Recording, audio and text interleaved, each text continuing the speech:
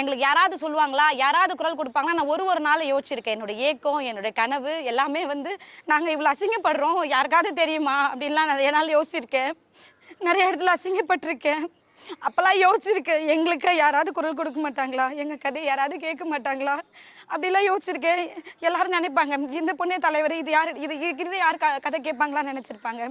நாங்க ஒரு நாளும் யார்கிட்டயாவது சொல்ல போம்போது, நின்னு கூட கேட்கறதுக்கு டைம் இருக்காது. குடுங்க உங்க பெட்டிஷன்னு சொல்லி வாங்கி சைன் பண்ணி வச்சுட்டு போயிடுவாங்க. இப்படிதான் நெறைய நாட்கள் போயிருக்கு.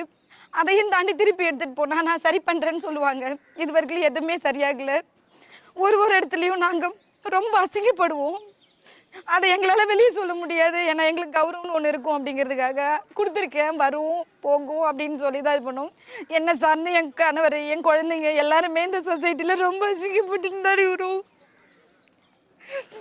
இந்த படத்துக்கு அப்புறமாச்சு எங்களுடைய நிலைமை மாறும் நாங்க நிச்சயமா